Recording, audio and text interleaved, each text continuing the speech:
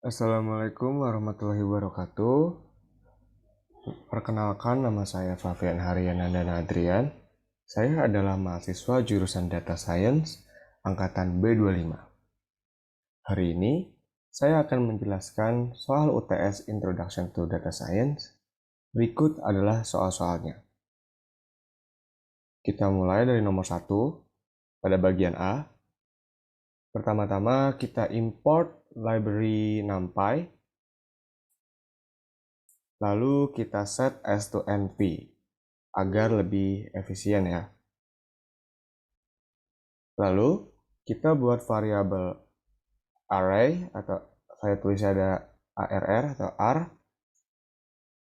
sebagai penampung function dari library NumPy. Lalu kita masukkan function range, yaitu cara penulisannya adalah np.range. Lalu kita masukkan parameternya, yaitu 10 dan 34. Jadi kita mulai dari angka 10 sampai 34. Berarti kalau sampai 34 berarti sampai 33.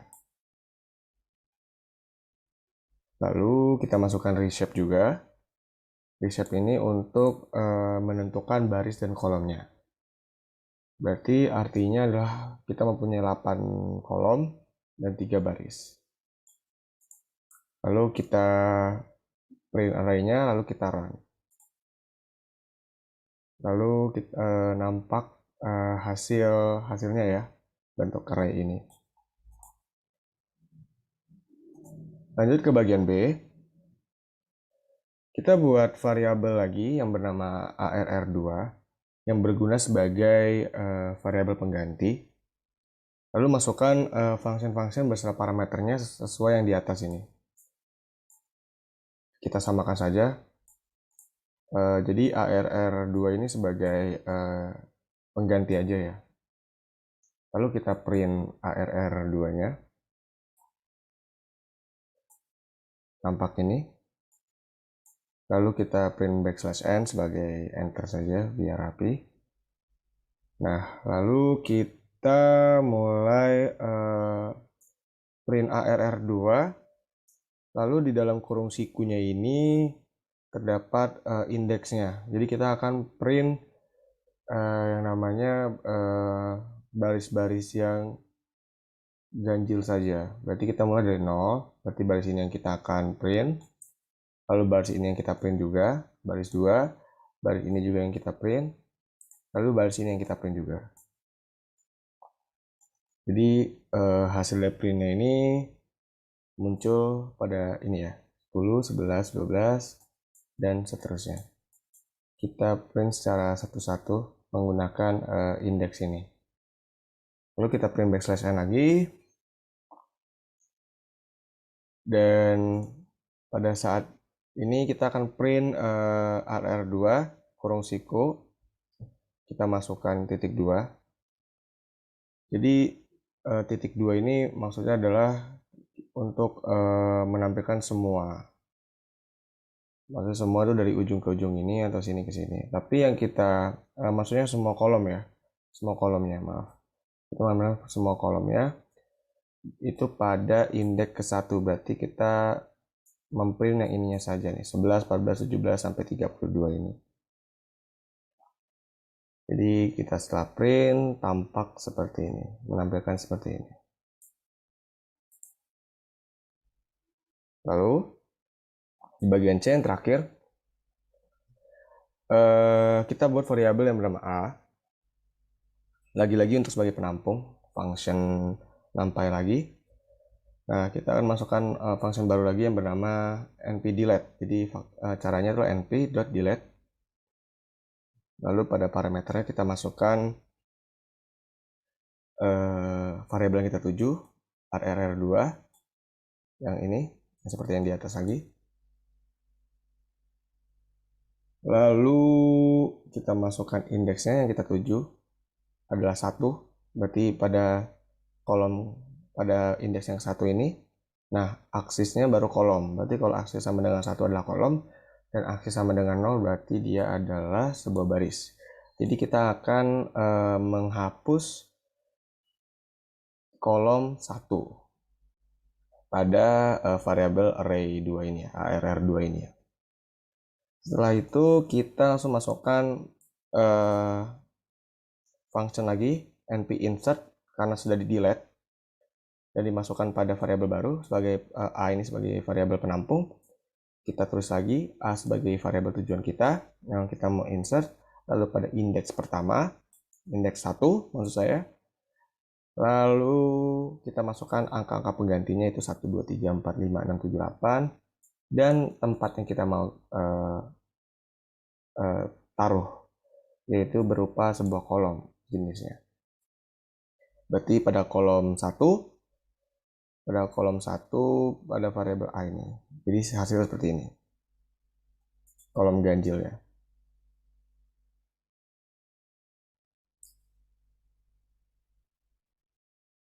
Maksud saya bukan kolom ganjil, kolom genapnya ya.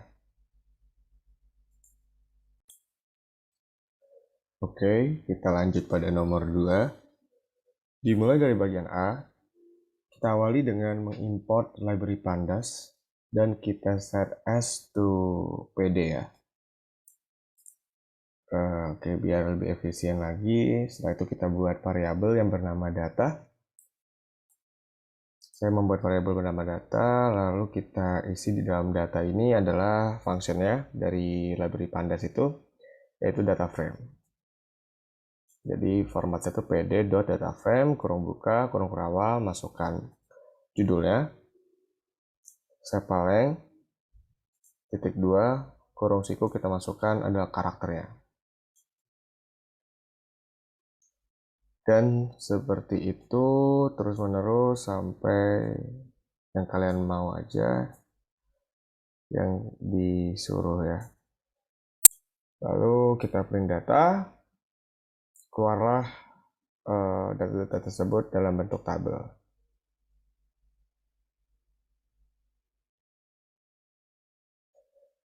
Nah, di bagian B di sini kita hanya ketik data.describe kurung buka kurung tutup atau nama variabel yang kita mau. Pada saat ini keluar ya, ditampilkan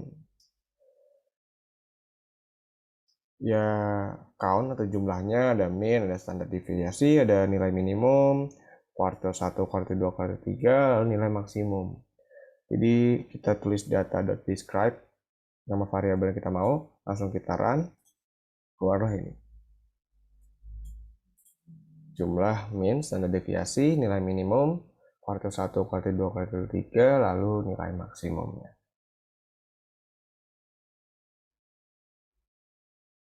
Seperti kita tahu 12 adalah jumlahnya ya. Minnya di setiap bagian ini sepaleng itu ada 5,67, yang satu 2,975 sepal width, petalingnya ada 3,63, 1,1 dan seterusnya. Lanjut lagi di bagian C yang terakhir. Untuk nomor 2 ini kita import dahulu library baru yang namanya matplotlib.pyplot. Jadi kita singkat aja jadi splt. Kita set as to plt biar lebih efisien. Lalu kita langsung masukkan fungsinya aja data.hist kurung bawah kurung tutup.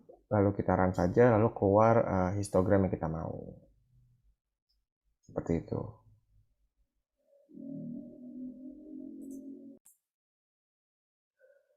Oke, untuk nomor 3 ini yang pertama saya lakukan adalah saya bikin list dulu ya. Ya namanya lst sama dengan kurung buka kurung tutup, yang kurung siku ini fungsi nanti untuk taruh ya angka-angka di dalam list itu. Lalu j sebagai variabel penampung. Nah, input rintangan ini int input masukkan banyaknya rintangan untuk menginput banyaknya rintangan. Nah, untuk memasukkan inputannya ini ke dalam list kita menggunakan while. Jadi while j kurang dari input rintangan, dia akan mengisi lah pokoknya ke dalam list ini. Lalu kita print listnya atau print lst di sini. Lalu di sini kita variabel stamina, yaitu inputan stamina kita ada berapa. Lalu kita panggil submodul yang kita buat. Nah, yang pertama-tama saya import dulu ya, library NumPy. Saya set as to np agar lebih efisien. Lalu kita bikin submodulnya. Rintangan dan ini adalah variabel penampung aja, tambahan. Oke, awal-awal kita langsung looping dengan while. Jadi selama i kurang dari input rintangan kurang 1, akan menjalankan if dan elif tersebut. If dan elif ini. Lalu jika kita mulai dari untuk naiknya dulu ya. Jika LSTI kurang dari LSTI tambah A, dia akan menjalankan fungsi yang naik. Jadi kita mencari dulu yang namanya selisih ya.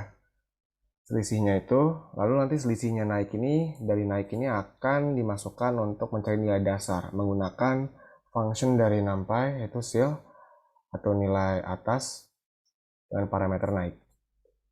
Lalu kita kurangkan dengan stamina yang tadi kita input tadi, tapi karena dia naik, dia nilai dasarnya akan dikalikan 2. Dan jika pengurangan stamina dan nilai dasarnya itu kurang dari 0, program akan berhenti dan selesai, maksud saya seperti itu.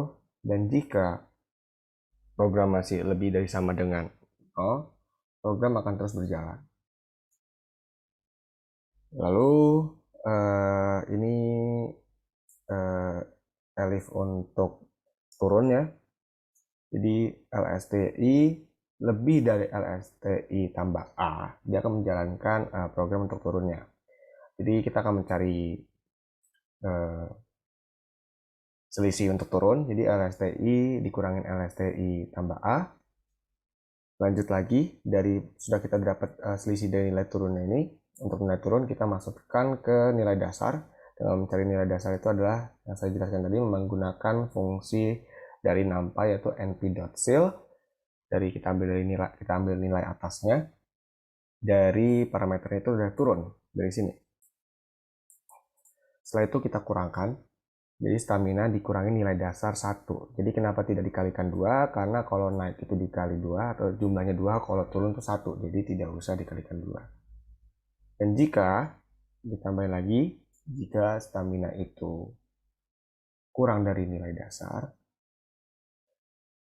dikurangi nilai dasar maksud saya, dan kurang dari 0, dia programnya akan berhenti. Dan jika staminanya masih lebih dari sama dengan 0, program akan terus berjalan. Jangan lupa di sini ada increment. Lalu di sini print jumlah rintangannya. Jadi kurang lebih seperti ini. Banyak rintangan ada 9. Lalu kita masukkan berapa rintangannya. Lalu ini listnya. Dan kita masukkan stamina kita ada 5. Jadi jumlah rintangan ada 3. Kurang lebih seperti itu. Saya ucapkan maaf jika ada salah kata-kata. Selebihnya terima kasih telah menonton video UTS saya. Selamat sore. Wassalamualaikum warahmatullahi wabarakatuh.